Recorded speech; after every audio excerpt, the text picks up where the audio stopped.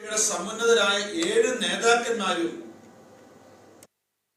ഈ കേരളം കണ്ട ഏറ്റവും വലിയ തീവട്ടിക്കൊള്ള കേസിൽ പ്രതിയായി മാറിയിരിക്കുകയാണ്. 3 ജില്ലാ സെക്രട്ടറിമാർ, അവൽ 2 പേർ, ഒരാൾ പാർട്ടിയുടെ കേന്ദ്ര കമ്മിറ്റി അംഗമാണ്, മറ്റൊരാൾ സംസ്ഥാന സമിതി അംഗമാണ്. ഇവരൊക്കെ നേരത്തെ ജില്ലാ സെക്രട്ടറിമാരായിരുന്നു. 3 ജില്ലാ സെക്രട്ടറിമാർ, 2 ലോക്കൽ സെക്രട്ടറിമാർ, അതുപോലൊരു കൗൺസിലർ. ഇവരെല്ലാം തന്നെ 300 കോടിയിലധികം വരുന്ന തട്ടിപ്പ് കേസിൽ മുഖ്യ പ്രതികളായിട്ട് മാറിയിരിക്കുന്നു. മാത്രമല്ല, വ്യക്തമായ തെളിവുകളുടെ അടിസ്ഥാനത്തിലാണ് ED കുറ്റപത്രം തയ്യാറാക്കിയിട്ടുള്ളത്. അന്വേഷണത്തിൽ മാർക്സിസ്റ്റ് പാർട്ടിക്ക് ഈ തട്ടിപ്പിൽ പങ്കുണ്ടെന്ന്, അതേപോലെ CPMന്റെ സമുന്നതരായ നേതാക്കൾക്കും പങ്കുണ്ടെന്ന് സംശയാതീതമായിട്ട് അന്വേഷണ ഏജൻസിയുടെ അന്വേഷണത്തിലൂടെ അവർക്ക് ബോധ്യപ്പെട്ടിരിക്കുകയാണ്. അതിൻ്റെ അടിസ്ഥാനത്തിലാണ് കുറ്റപത്രം സമർപ്പിച്ചിട്ടുള്ളത്. ഇതിലൊരു കാര്യം ഈ സൂചിപ്പിക്കാനുള്ളത്, ഈ കരുവന്നൂർ സഹകരണ ബാങ്ക് വായ്പാ തട്ടിപ്പ് കേസ് അത് CPMന്റെ കേരള മോഡലാണ്. CPM എപ്പോഴും കേരള മോഡലിനെ കുറിച്ച് അവകാശവാദം ഉന്നയിക്കാറുണ്ട്. യഥാർത്ഥത്തിൽ ഈ കേരളം കണ്ട ഏറ്റവും വലിയ തീവട്ടിക്കൊള്ള മാർക്സിസ്റ്റ് പാർട്ടിയുടെ കേരള മോഡലാണ്. ഇനി മാർക്സിസ്റ്റ് പാർട്ടി പൂർണ്ണമായി നഗ്നരായിരിക്കുന്നു. CPM ഒന്നും മറക്കാനോ മറച്ചു വെക്കാനോ ഇല്ലാത്ത രീതിയിൽ അവരുടെ തനി രൂപം, അവരുടെ അഴിമതിയുടെ രൂപം ജനങ്ങൾക്ക് മുന്നിൽ തുറന്ന് കാട്ടപ്പെട്ടിരിക്കുകയാണ്. ഈ കരുവന്നൂർ സഹകരണ ബാങ്ക് വായ്പാ തട്ടിപ്പ് കേസ് എന്നുള്ളത് സംഘടിതവും ശാസ്ത്രീയവും ആസൂത്രിതവുമായിട്ടുള്ള ഒരു സാമ്പത്തിക തട്ടിപ്പാണ്.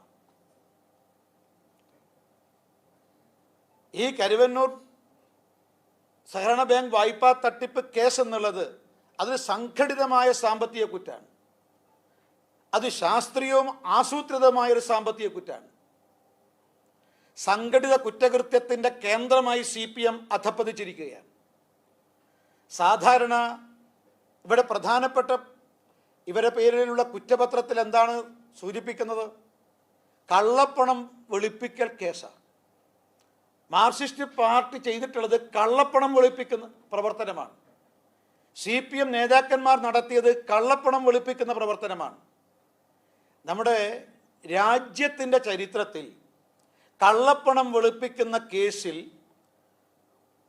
ഭരണകക്ഷി, സംസ്ഥാനത്തിൻ്റെ ഭരണത്തിന് നേതൃത്വം കൊടുക്കുന്ന പാർട്ടി പ്രതിയാകുന്നത് നമ്മുടെ രാജ്യത്തിൻ്റെ ജനാധിപത്യ ചരിത്രത്തിൽ തന്നെ ആദ്യ സംഭവമാണ്.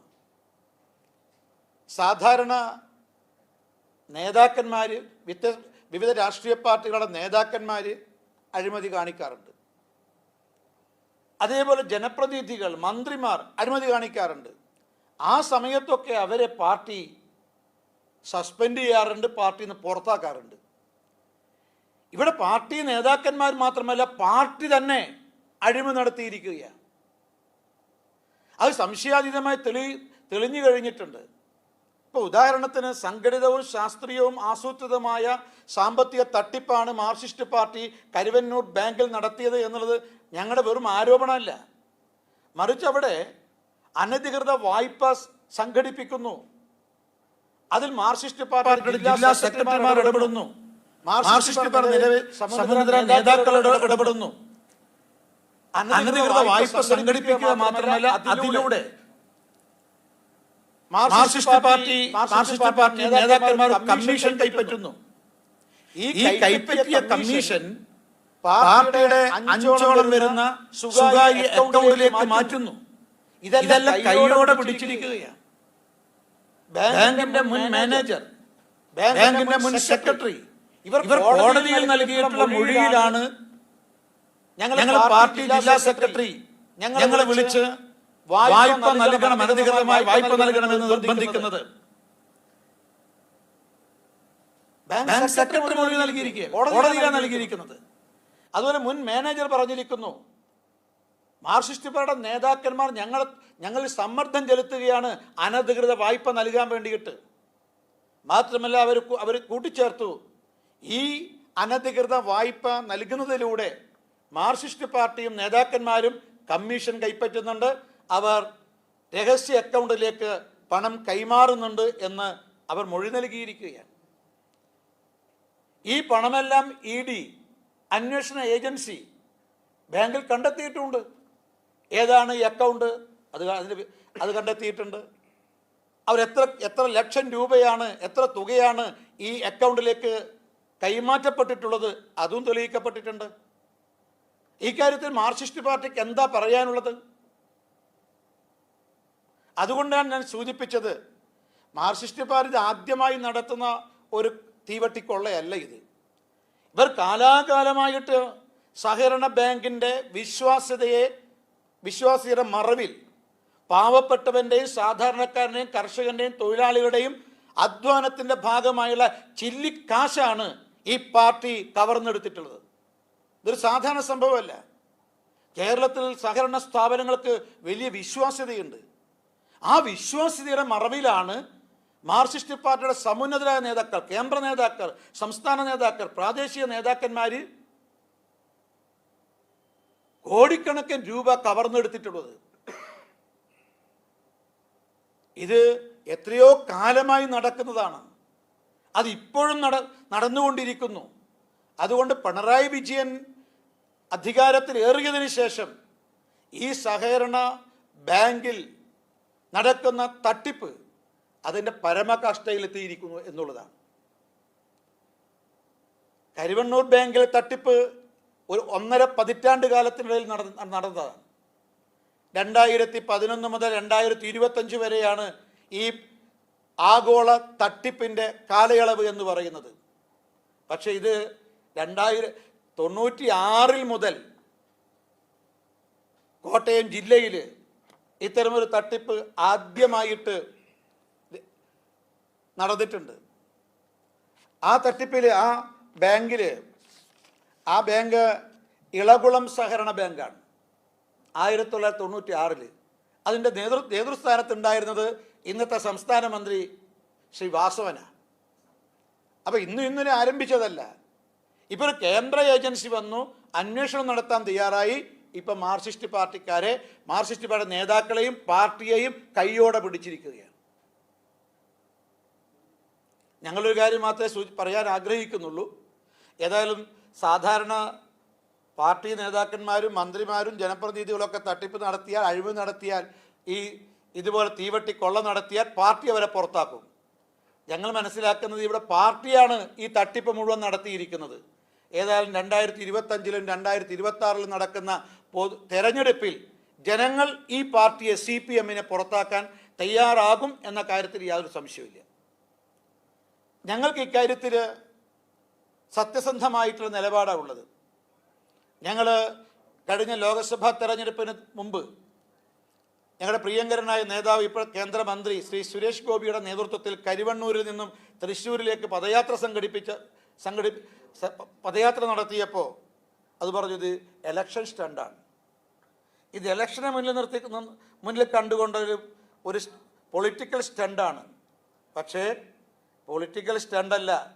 അന്വേഷണം മുന്നോട്ട് പോയി, എല്ലാ പ്രതികളെയും നിയമത്തിന് മുന്നിൽ കൊണ്ടുവന്നു.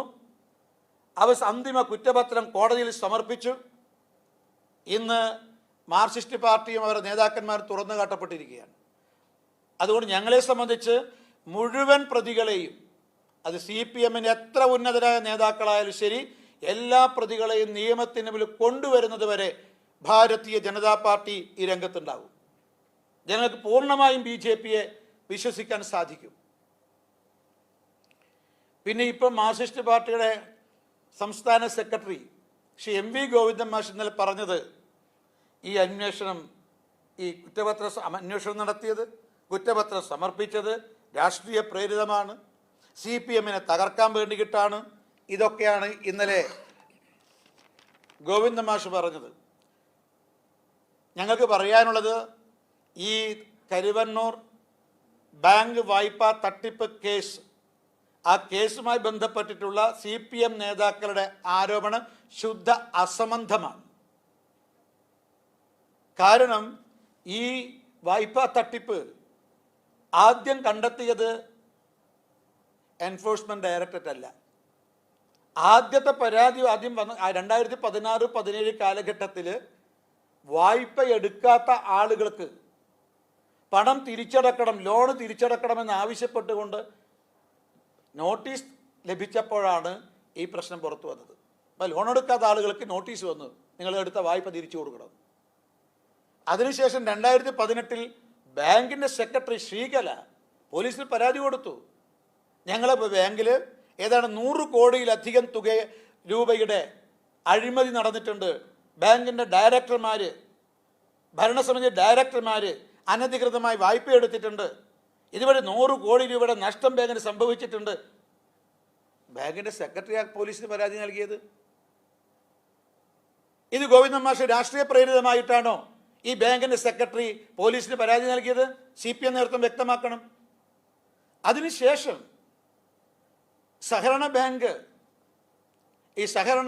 ഈ മന്ത്രാലയം, സഹകരണ വകുപ്പ് ഇതിനെ സംബന്ധിച്ച് അന്വേഷണം നടത്തിയിട്ടുണ്ട്. ആ അന്വേഷണവും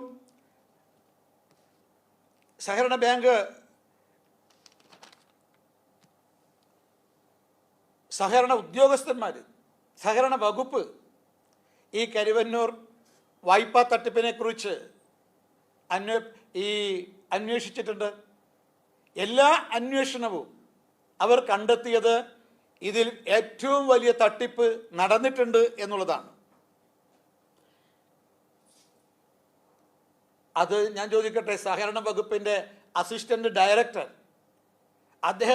ഒടുവിൽ അദ്ദേഹം നടത്തിയ അന്വേഷണത്തിലാണ് ഇത് 100 കോടിയല്ല, അതിനപ്പുറത്ത് 200 കോടിയിലധികം തുകയുടെ തട്ടിപ്പ് നടന്നിട്ടുണ്ട് എന്ന് സഹകരണ വകുപ്പിൻ്റെ ജോയിന്റ് ഡയറക്ടർ അന്വേഷണം നടത്തി റിപ്പോർട്ട് നൽകിയിട്ടുള്ളത് രാഷ്ട്രീയ പ്രേരിതമാണോ എന്ന് ഗോവിന്ദൻ മാഷ് പറയണം. ഇതിനെല്ലാം ശേഷമാണ് വീണ്ടും അവിടുത്തെ ബാങ്കിൻ്റെ സെക്രട്ടറി ശ്രീകല പോലീസിൽ വീണ്ടും പരാതി നൽകി. ആ പരാതിയുടെ അടിസ്ഥാനത്തിൽ 16 FIRകൾ പോലീസ് രജിസ്റ്റർ ചെയ്തു. ഇതിനുശേഷമാണ് എൻഫോഴ്സ്മെന്റ് ഡയറക്ടറേറ്റ് ഈ കേസ് അന്വേഷണവുമായി മുന്നോട്ട് പോയത്. ഇപ്പം സംസ്ഥാനത്തെ പോലീസ്, സഹകരണ വകുപ്പ്, ബന്ധപ്പെട്ട ഉദ്യോഗസ്ഥർ അന്വേഷണം നടത്തി തട്ടിപ്പ് നടന്നിട്ടുണ്ട് എന്ന് നിസ്സംശയം വ്യക്തമാക്കിയിട്ടുണ്ട്. മാത്രമല്ല മാർക്സിസ്റ്റ് പാർട്ടി പറഞ്ഞെന്താ, നേരത്തെ തട്ടിപ്പ് നടന്നിട്ടുണ്ട്. ഇപ്പോൾ AC മൊയ്തീൻ പറഞ്ഞിരിക്കുന്നത് തട്ടിപ്പ് നടന്നിട്ടുണ്ട്, സമ്മതിച്ചിരിക്കുന്നു. ഇന്നലെ അദ്ദേഹത്തിൻ്റെ പ്രസ്താവന നിങ്ങൾ വായിച്ചിരിക്കും. ഈ കേസിലെ മറ്റൊരു പ്രതിയായ മുൻ മന്ത്രി ശ്രീ K രാധാകൃഷ്ണൻ MP പറഞ്ഞിട്ടുള്ളത്, അതെ ഞാൻ വായ്പ നൽകണമെന്ന് ശുപാർശ ചെയ്തിട്ടുണ്ട്, പക്ഷെ ഞാൻ പൊതുപ്രവർത്തകൻ എന്ന നിലക്കാണ്. അപ്പോൾ ഇതിലെല്ലാ ആരോപണങ്ങളും പ്രതികൾ തന്നെ സമ്മതിച്ചിരിക്കുകയാണ്. ഈ ആരോപണത്തിൽ പ്രതിപട്ടികയിൽ ഉൾപ്പെടുന്ന CPM ഈ കുംഭകോണം നടന്നിട്ടുണ്ട്, തട്ടിപ്പ് നടന്നിട്ടുണ്ട് എന്ന് സമ്മതിച്ചിട്ടുണ്ട്. പിന്നെന്താ ഇവർക്ക് എന്തിൻ്റെ അടിസ്ഥാനത്തിലാണ് രാഷ്ട്രീയ പ്രേരിതം എന്ന് പറയുന്നത്? അതുകൊണ്ട് മാർക്സിസ്റ്റ് പാർട്ടിക്ക് ഒരു രാഷ്ട്രീയ പാർട്ടി എന്നുള്ള നിലയിൽ നിലനിൽക്കാനുള്ള ധാർമ്മികമായിട്ടുള്ള അവകാശം നഷ്ടപ്പെട്ടിരിക്കുന്നു. ഇതാണ് മാർക്സിസ്റ്റ് പാർട്ടിയുടെ കേരള മോഡൽ. എങ്ങനെ സംഘടിതമായി, ശാസ്ത്രീയമായി, ആസൂത്രിതമായി പാവപ്പെട്ടവൻ്റെ ചില്ലിക്കാശ് പാർട്ടി ഫണ്ടിലേക്കും നേതാക്കന്മാരുടെ കീശയിലേക്കും വളരെ ആസൂത്രിതമായിട്ട് കീശയിലേക്ക് മാറ്റാം എന്നുള്ളത്, അശാസ്ത്രീയമായി കീശയിലേക്ക് മാറ്റാം എന്നുള്ളതിൻ്റെ ഉത്തമ ഉദാഹരണമാണ് ഈ തട്ടിപ്പ്. ഇതിനെതിരായിട്ട് ഭാരതീയ ജനതാ പാർട്ടി സംസ്ഥാന വ്യാപകമായിട്ട് പ്രചരണങ്ങൾ നടത്താൻ വേണ്ടി പോകുന്നു. മാർക്സിസ്റ്റ് പാർട്ടിയെ ജനമധ്യത്തിൽ തുറന്നു കാണിക്കാനുള്ള പ്രചരണം ഞങ്ങൾ ആരംഭിക്കാൻ വേണ്ടി പോവുകയാണ്.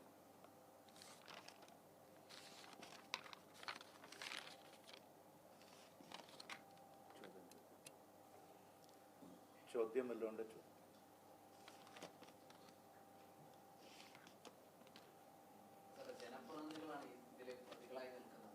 പാർട്ടിയുടെ കേന്ദ്ര കമ്മിറ്റിയോ സംസ്ഥാന കമ്മിറ്റിയോ അതിനോ അപ്പുറത്തേക്ക് ഒരാൾ MP ആണ്, ഒരാൾ MLA ആണ്.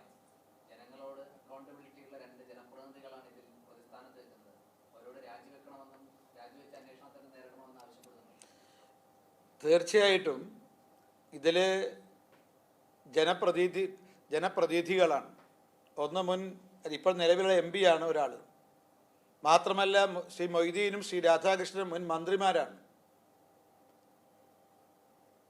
സത്യത്തിൽ ഈ അന്വേഷണം, അതിൻ്റെ വിധി അന്വേഷണം കുറ്റപത്രം സമർപ്പിച്ചിരിക്കുന്നു. വിധി വരുന്നത് വരെ അദ്ദേഹം MP സ്ഥാനത്ത് രാജിവെക്കേണ്ടതാണ്. അദ്ദേഹം ജനപ്രതിനിധി എന്ന നിലയിൽ ഇനി ആ സ്ഥാനത്ത് തുടരാൻ അദ്ദേഹത്തിന് ധാർമ്മികമായിട്ട് അവകാശമില്ല. അത് രാജിവെക്കുന്നതാണ് ഏറ്റവും ഉചിതമായിട്ടുള്ളത്, ധാർമ്മികമായിട്ട് ഞാൻ പറയുന്നത്. ബാക്കി ഒരു പാർട്ടി തീരുമാനിക്കേണ്ടതാണ്. കാരണം ജനപ്രതിനിധികൾക്ക് പേരിലാണ് ഇപ്പോൾ കുറ്റപത്രം സമർപ്പിച്ചിട്ടുള്ളത്. അവർക്ക് ജനപ്രതിനിധിയായിരിക്കാൻ ധാർമ്മികമായ അവകാശമില്ല. അത് മന്ത്രിയാവട്ടെ, MP ആവട്ടെ, MLA ആവട്ടെ, ആരാവട്ടെ.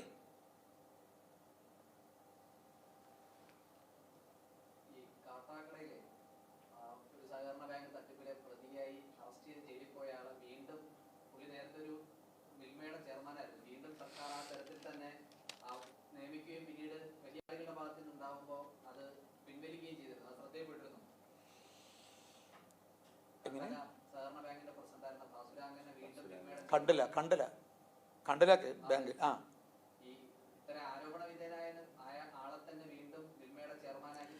അതെ, മാർക്സിസ്റ്റ് പാർട്ടിയും അതുപോലെ CPM-ഉം CPI-യും ഇന്ന് അഴിമതിയുടെ ആൾരൂപങ്ങളായി മാറിയിരിക്കുകയാണ്. മാത്രമല്ല ഈ തട്ടിപ്പിലൂടെ നമുക്ക് ഒരു കാര്യം മനസ്സിലാകുന്നത്, ഈ തട്ടിപ്പ് മുഴുവൻ ആസൂത്രണം ചെയ്ത പാർട്ടിയാണ്.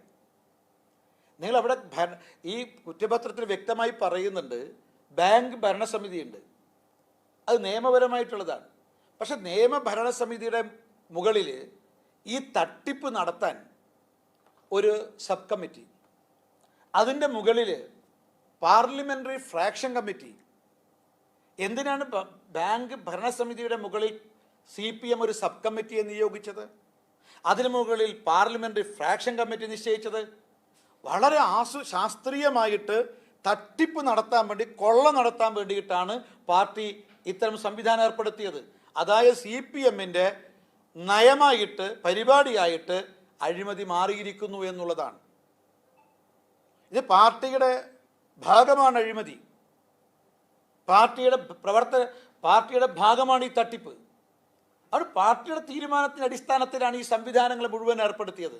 അതുകൊണ്ടാണ് ഞാൻ സൂചിപ്പിച്ചത്, ഇതൊരു സംഘടിതമാണ് ഈ സാമ്പത്തിക കുറ്റകൃത്യം. അതുപോലെ ശാസ്ത്രീയമാണ്. എത്ര ശാസ്ത്രീയമായിട്ടാണ് ഇവർ ഇത്രയും കോടി രൂപയുടെ അനധികൃത വായ്പ കൊടുത്തത്? അതിലൂടെ ശാസ്ത്രീയമായിട്ട് തന്നെയാണ് അവർ ഈ കമ്മീഷൻ കൈപ്പറ്റുന്നത്. അതുതന്നെ എല്ലാം രഹസ്യ അക്കൗണ്ടിലേക്ക് കൈമാറുന്നു. സത്യത്തിൽ ലക്ഷണമൊത്ത ഒരു അധോലോക സംഘമാണ് മാർക്സിസ്റ്റ് പാർട്ടി എന്ന് ഇവ ബോധ്യപ്പെട്ട് കഴിഞ്ഞിരിക്കുകയാണ്. ഈ അധോലോകം എന്ന് പറയുന്നത് കൊലപാതകങ്ങളും അതുപോലെ അത്തരം ഹീനകൃത്യങ്ങൾ മാത്രമല്ല, സാമ്പത്തിക കുറ്റകൃത്യങ്ങളും അധോലോകത്വമാണ്. ദാവൂദ് ഇബ്രാഹിമൊക്കെ നടത്തുന്ന അതേ പ്രവർത്തനമാണ് ഇപ്പോൾ മാർക്സിസ്റ്റ് പാർട്ടി നടത്തുന്നത്.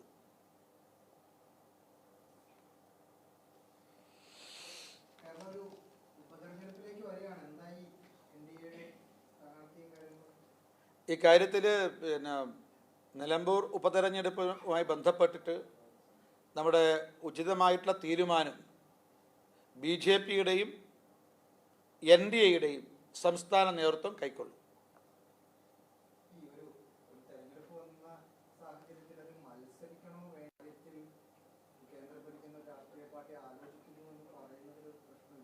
ഒന്നുമില്ല, ഞങ്ങൾക്ക്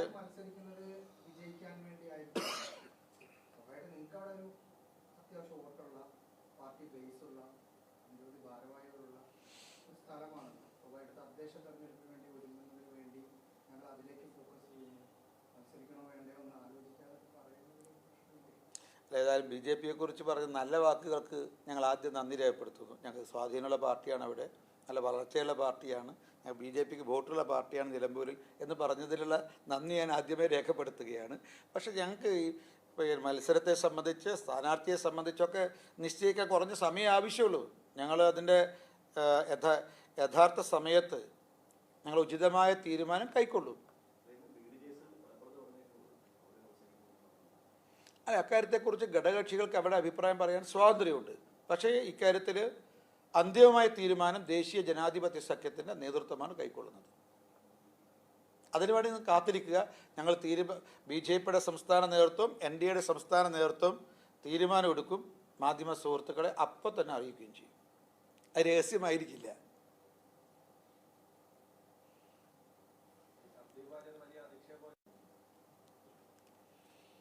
അത് ഞങ്ങൾ വില കളയുന്നില്ല. ഒന്നൊരു കാര്യം മനസ്സിലാക്കേണ്ടത്, ഈ ഉപതെരഞ്ഞെടുപ്പ് ജനങ്ങളുടെ തലയിൽ അടിച്ചേൽപ്പിച്ച തെരഞ്ഞെടുപ്പാണ്. ഇതൊരു അനാവശ്യമായ തെരഞ്ഞെടുപ്പാണ്. ഒരു രാഷ്ട്രീയ നേതാവിന് ആദ്യം പ്രതിനിധീകരിച്ച മുന്നണിയിൽ നിന്ന് മന്ത്രിസ്ഥാനം കിട്ടിയില്ല. ഇപ്പോൾ അതിൽ നിന്ന് വേറൊരു മുന്നണി അടുത്ത നിയമസഭാ തെരഞ്ഞെടുപ്പ് മന്ത്രിസ്ഥാനം കൊടുക്കാമെന്ന് പറഞ്ഞപ്പോൾ അങ്ങോട്ടേക്ക് കാലുമാറി. ഈ കാലുമാറ്റത്തിൻ്റെയും കൂറുമാറ്റത്തിൻ്റെയും ഫലമായിട്ടാണ് ജനങ്ങൾക്ക് ആവശ്യമില്ലാത്ത അനവസരത്തിലുള്ള ഒരു തെരഞ്ഞെടുപ്പ് ഉണ്ടായിട്ടുള്ളത്. ഇതിനെക്കുറിച്ച് കേരളം ചർച്ച ചെയ്യണം. എന്തായാലും ഈ രണ്ട് മുന്നണികളുടെയും അവിശുദ്ധമായ രാഷ്ട്രീയമാണ് ഇത്തരത്തിൽ അനാവശ്യമായിട്ടുള്ള ഒരു തെരഞ്ഞെടുപ്പ് ജനങ്ങളെ തലയിൽ അടിച്ചേൽപ്പിച്ചത് എന്നുള്ള യാഥാർത്ഥ്യം നിലനിൽക്കുന്നുണ്ട്. എന്നാൽ ഭാരതീയ ജനതാ പാർട്ടിയെ സംബന്ധിച്ച്, NDAയെ സംബന്ധിച്ച് ഞങ്ങൾ ഉചിതമായ തീരുമാനം നേതൃത്വം കൈക്കൊള്ളും.